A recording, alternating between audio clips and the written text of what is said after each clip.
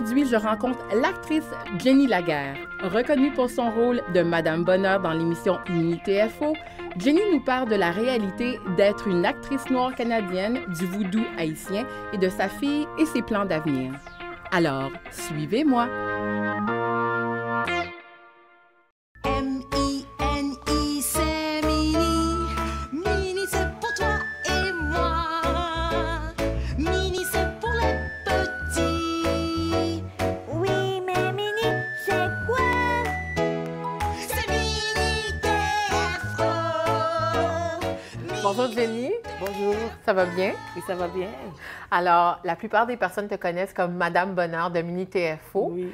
Et Madame Bonheur est d'origine haïtienne et t'es venue ici à un très jeune âge, à 4 ans si je me souviens. Tu t'es installée avec ta famille à Montréal et tu as toujours voulu être actrice, mais tu es vraiment connue comme conteuse, une conteuse d'histoires antillais aussi africains. Peux-tu nous mettre en contexte, comment tu as su que tu voulais être une actrice? Oh, j'ai toujours été choisie à l'école pour faire des lectures ou à l'église pour faire des lectures parce que je lisais à voix haute et claire, puis j'étais tannante, puis je parlais beaucoup. Moi aussi. Alors, qui va pas être gêné de faire une pièce de théâtre devant toute l'école à propos du partage? J'étais souvent dans les écoles catholiques, puis il y avait toutes des petites pièces de théâtre avec des cérémonies religieuses. Puis c'est comme ça a commencé comme ça. Puis je faisais toujours des lectures, quand on faisait des lectures à voix haute, dans notre temps qu'on faisait ça, toujours, pour apprendre à lire. Moi, je mettais des accents, ou bien je faisais quelqu'un qui parlait vite, ou qui parlait... J'avais des personnages. J'avais des personnages, parce que puis je voyais que ça faisait rire les gens, puis ça rendait ça plus intéressant. Puis c'est comme ça vraiment ça a commencé. Oui. Puis non seulement ça, tu as vraiment eu cette passion-là. Alors, tu es allée à l'École de la Salle qui est reconnue pour être une école spécialisée en art. Oui. Et tu as fait ton secondaire là. Oui. Moi, quand j'étais là, je ne savais pas comment auditionner, alors j'ai préparé une audition. Ça n'a vraiment pas bien été. Comment alors, ça? Je ne savais pas comment auditionner, je ne savais pas c'était quoi. Alors, qu'est-ce que tu as fait? J'étais en art visuel. J'avais déjà un portfolio parce que ça, c'est mon premier amour, c'est le dessin et la peinture. Tu es vraiment une artiste dans tous les niveaux. Oui, mais je dis toujours aux gens que quand ils parlaient à l'église que pourquoi ils deviennent prêtres, ils ont entendu l'appel de Jésus ou de Dieu qui a dit tu vas être prêtre, que moi, déjà, je savais que je vais être une artiste. On s'entend que moi aussi, je suis d'origine haïtienne. Et les Haïtiens sont très, très, très artistiques, mais ont tendance d'enligner leurs enfants dans des rôles très traditionnels et professionnels. Dû à la survie, puis ils savent que les arts, bon, ça ne paye pas nécessairement les factures de fin de mois quand on est adulte. Non. Mais toi, tu as pu faire une carrière, mais tu es à De La Salle. Tes parents ont accepté que tu ailles à De La Salle? Non, ma mère ne savait pas que j'allais à De La Salle. J'étais pas supposée d'aller à De La Salle. Tu as caché ça de tes parents? J'ai juste été faire les auditions et j'étais amenée en art visuel. Puis quand elle a vu la cote de La Salle, que c'était une école académique aussi, elle a dit « OK ». C'est ça qu'il a fait, c'était l'académie. Du côté académique, je devais, et puis rester en concentration, tu devais avoir une certaine moyenne, ou sinon, on ne te gardait pas en concentration. Alors, elle a vu, OK, c'est une école académique, elle peut faire ça sur le côté. C'est comme tu dis, les Haïtiens, l'art, c'est comme tu fais ça pour t'amuser avec la famille, les amis. C'est pas quelque chose que tu fais à plein temps. Oui, comme Tout le monde, carrière. ma mère va dire, ben, tout le monde peint, tout le monde veut raconter des histoires, qu'est-ce que tu racontes? Parce que tout le monde chante à l'église, a des belles voix. Alors, c'est pas quelque chose qu'ils voient comme... Comme carrière. Oui, ils voient que c'est le fun. Et c'est quand tu as pris cette décision-là d'en faire une carrière? Parce que tu as été également à l'Université d'Ottawa en théâtre. Oui. J'étais à l'Université d'Ottawa, encore une autre chose que ma mère ne savait pas que j'allais faire. On révèle beaucoup de choses à ta mère maintenant. J'ai eu une dépression et j'ai jamais envoyé mes feuilles à l'université. Tes feuilles. Alors, ta demande... Pour rentrer à l'université. Ça l'a fait une crise chez moi parce que j'étais vraiment... ma dernière année, j'étais vraiment déprimée. Même à l'école, j'avais des profs qui remarquaient que j'étais pas la fille qui faisait tout. J'étais dans plein de comités. Cette déprime-là, c'était dû à quoi? Le changement. Puis que je voulais pas aller à l'université en qu'est-ce qu'on me disait d'aller. Qui était... lettres françaises, parce que j'écrivais bien, déjà, il y avait déjà ça, ou bien je voulais pas être avocate. Alors moi, j'ai juste comme pas envoyé ma feuille. Pas de demande. Pas de demande. Mais, alors j'ai fait la moitié de l'année, parce que les parents haïtiens, tu dois travailler. Tu restes pas chez moi avec tu fais rien. Alors, qu'est-ce que j'ai fait? C'est que j'ai pris des cours de l'université. J'ai pris un cours de lettres, puis un cours de théâtre, introduction au théâtre.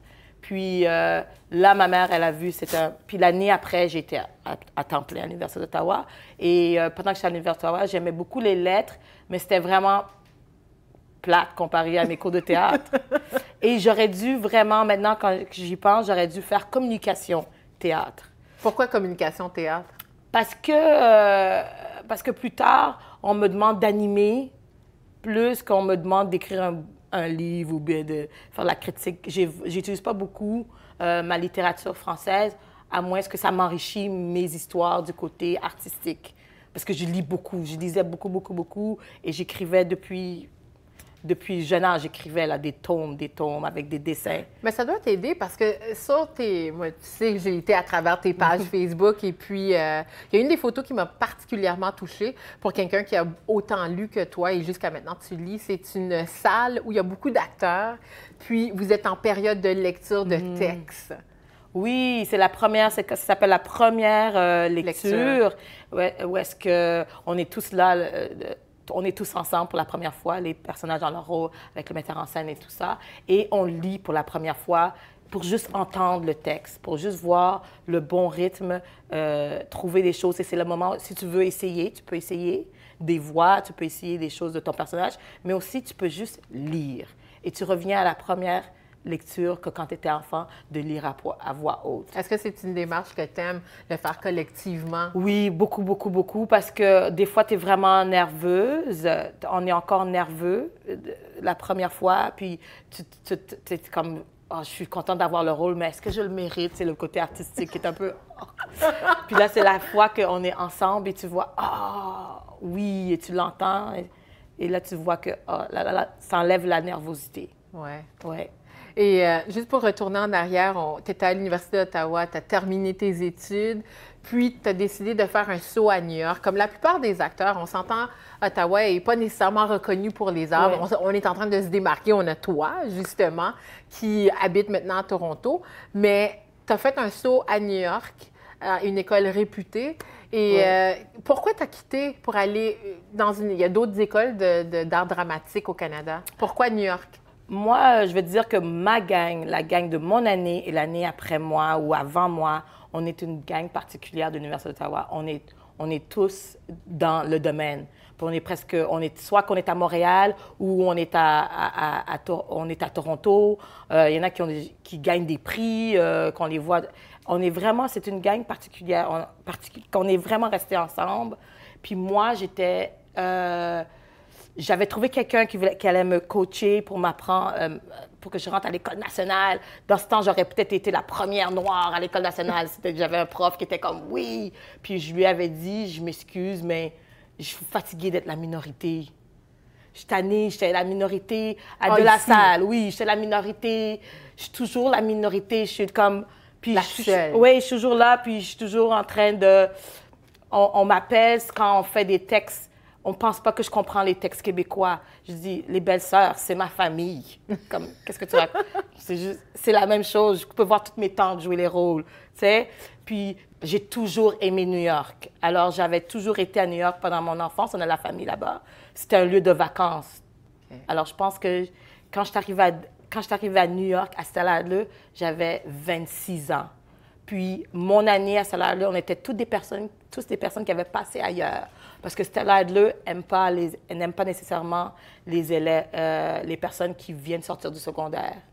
Alors, quelqu'un qui a un peu plus vécu, puis, tu sais, puis pour eux que j'avais été à l'université, c'était vraiment intéressant, puis que j'étais... Canadienne. J'étais canadienne, mais, tu sais, en plus que j'étais noire, mais noire canadienne, ça amenait une autre saveur, puis en plus que j'étais francophone, alors...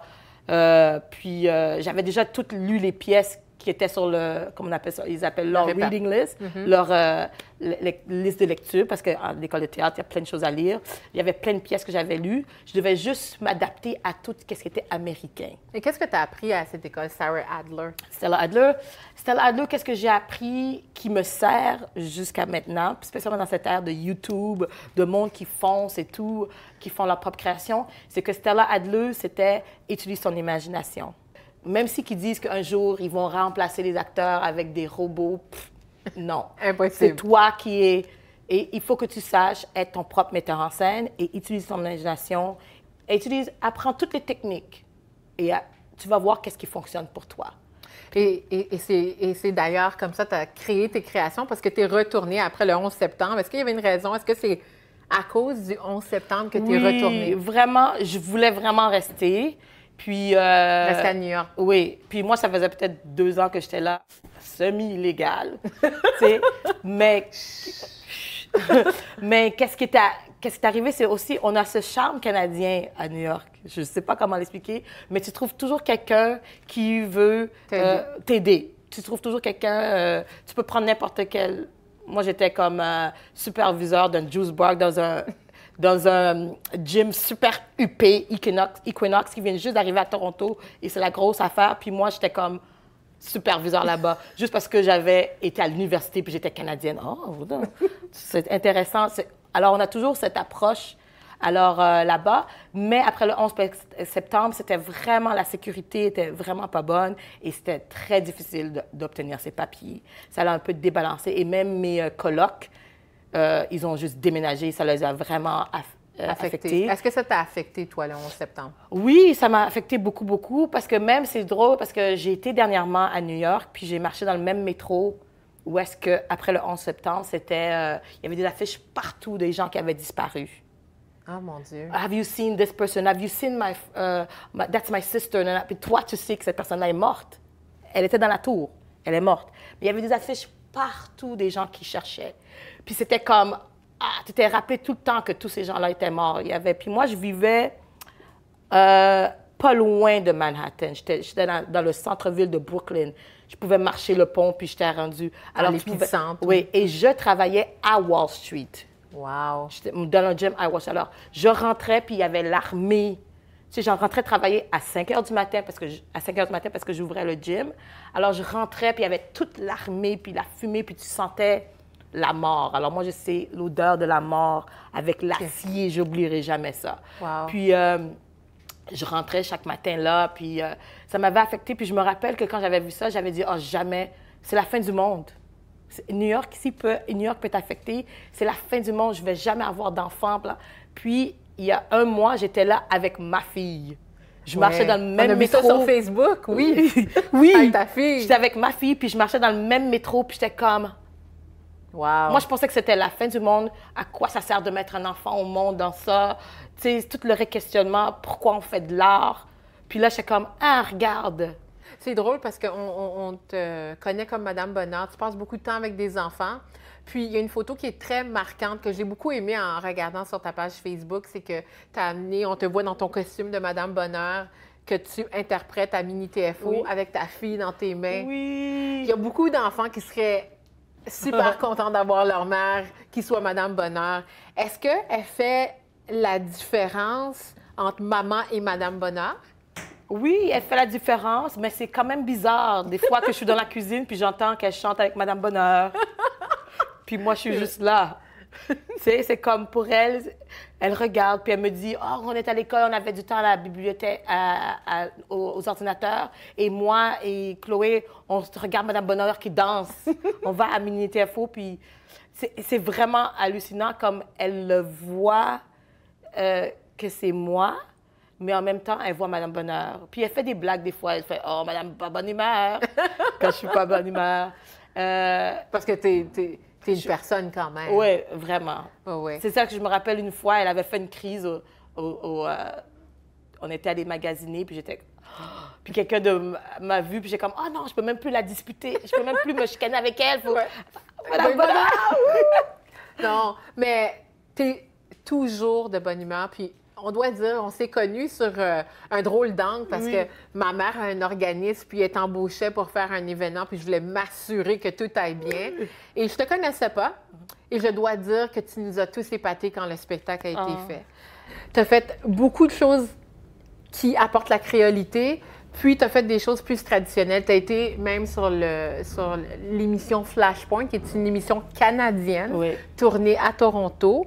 Et est-ce que ça t'a rappelé du 9 septembre 2011?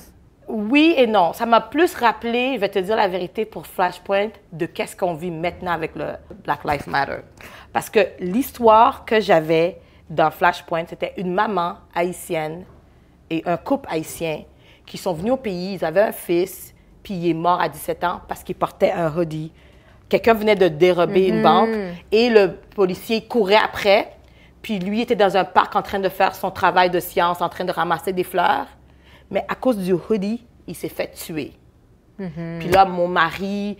Tu fais référence à Trayvon. Oui, ça c'était avant, hein, Trayvon. Parce que Trayvon, c'est celui qui est populaire. Ouais. C'est lui qui a vraiment marqué que nous, à cause des médias, maintenant on connaît. Mais ça, c'était un peu plus avant. Ça veut dire que ça te montre que ça fait longtemps qu'on se fait tuer par accident parce qu'on porte un hoodie, ou bien parce qu'on est noir, ou bien parce qu'on est jeune, puis tu es un garçon. Tu sais que tu es à la mauvaise place. Et je me rappelle, pour l'audition, mon agente, j'avais quelque chose à faire avec mon agente. Elle dit, il faut que tu ailles, mais tu as l'air jeune. Il faut que tu trouves une façon pour jouer une maman. T'es pas vieille, mais... Oui. Mais qu'est-ce que ça veut dire avoir l'air jeune? Parce qu'à la caméra, c'est maintenant que je trouve qu'à la caméra, j'ai plus l'air de... Je peux avoir un peu l'air de mon âge. Mais pour un bon bout de temps, j'avais toujours l'air plus jeune. Puis...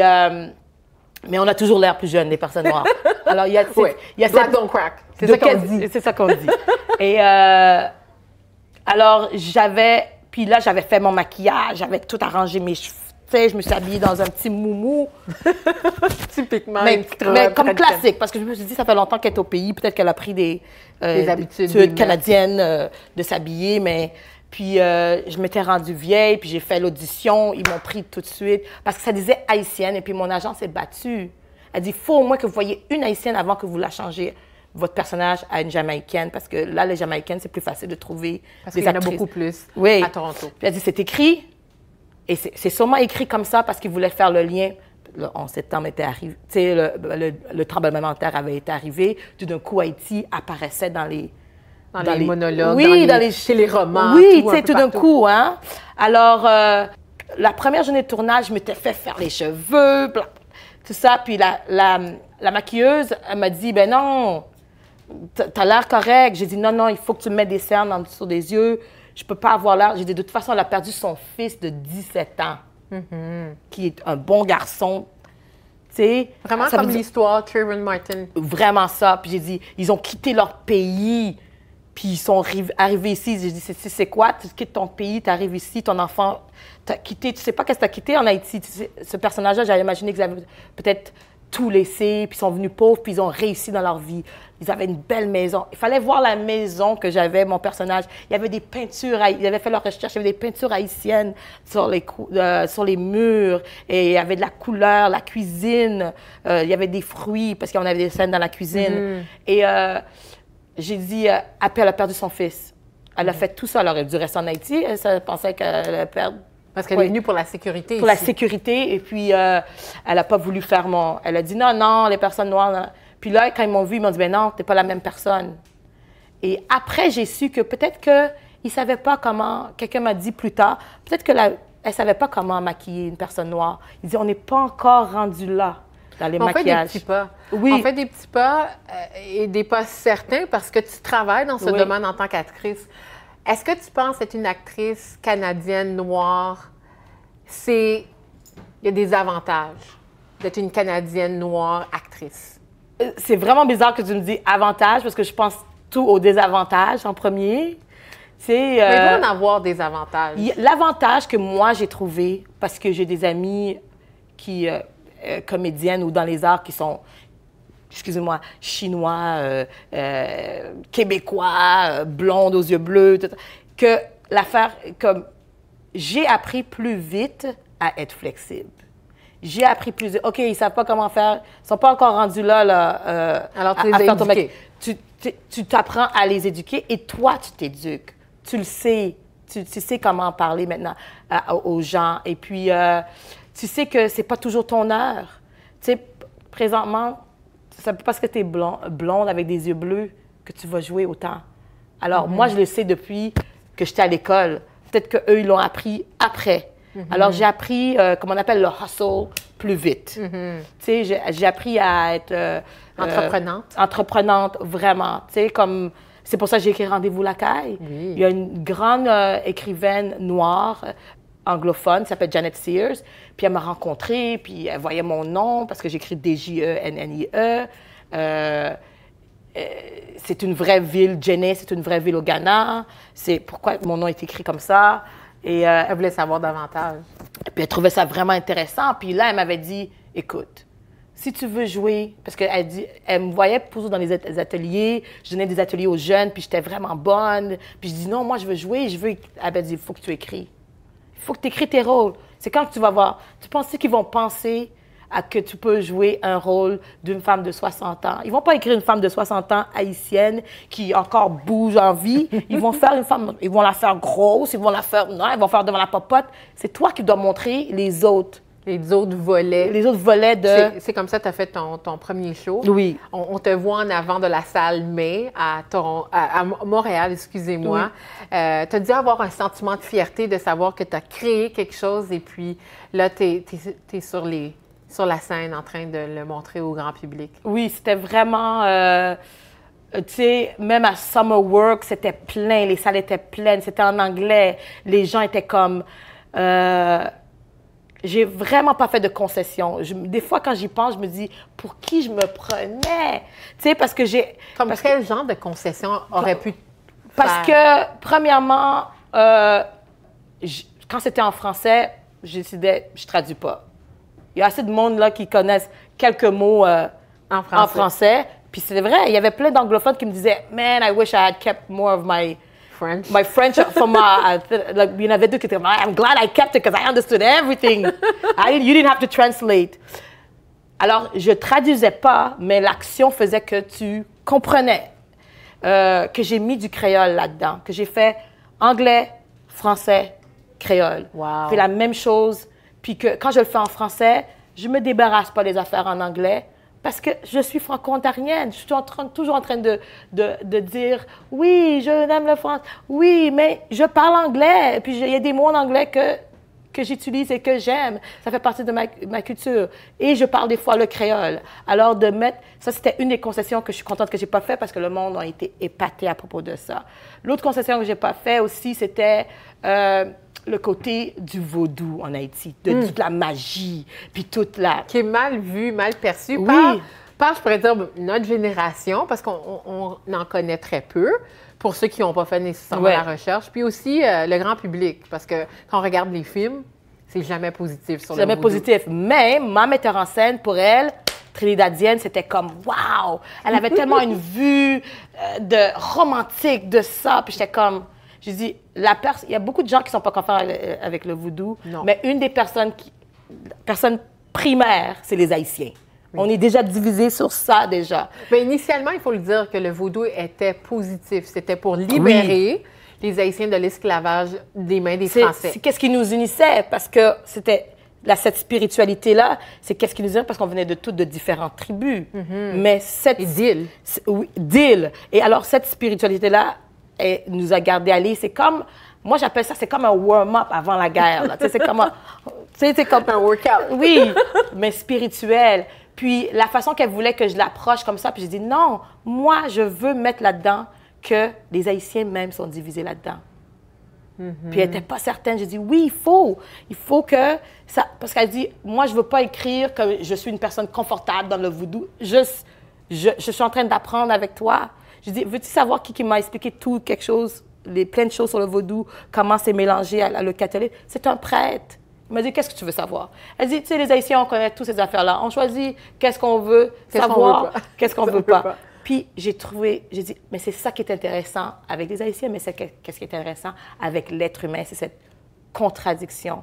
Puis, alors, j'ai toujours continué mon style comme ça, de toujours écrire les contradictions dans une personne. Alors, comment tu vois ton évolution dans les prochaines années? Moi, ce que je désire beaucoup, c'est... je veux vraiment faire la télé, puis des films. Je veux vraiment rentrer là-dedans. J'aimerais vraiment jouer une adulte. Parce que tu es toujours avec les enfants, on le Oui, sait. j'aimerais ça jouer du adulte. Puis nouvellement, mon agente, elle me l'avait dit dès que j'ai eu Anissa. Elle a dit, t'as vraiment un... Puis après, tout ce qu'elle m'a dit, c'est réalisé. Elle dit, t'as vraiment un aura, comme elle dit, une atmosphère de mère nature. Elle dit, je sais pas pourquoi. Elle dit, avant, c'était là, mais depuis que tu as un an... Puis elle m'a dit, moi, je te dis, c'est là que tu vas commencer vraiment à... C'est quand tu vas jouer des femmes, des vraies femmes. Et puis maintenant, on le voit, hein? Ah oui. Dans toutes les cultures, les femmes prennent leur place. Et puis, il y a des rôles qui sont plus développés pour nous maintenant. Et on prend la parole, notre point de vue commence à vraiment être reconnu et questionné. Et, tu sais, Évalue. oui. Ouais. Alors, alors, moi, j'aimerais vraiment, mais je ne vais jamais quitter le théâtre. Ça, c'est... C'est ton grand Oh, amour. mon Dieu, oui. Alors, merci d'être venu sur le plateau de tournage de Suivez-moi. On va continuer à te suivre sur les planches du théâtre et également à la télévision. Puis, on aime ça te voir avec toute ta créolité parce que tu as la danse, tu as l'amour de la danse et du théâtre et du chant et du poème. Puis, on aime ça te voir à la télévision. Alors, on va continuer à te suivre. Merci beaucoup. Ça me fait plaisir d'être ici aujourd'hui. Merci beaucoup. C'est déjà la fin de l'émission. Je vous remercie d'avoir été des nôtres. Continuez de découvrir mes invités et moi sur les médias sociaux. À bientôt.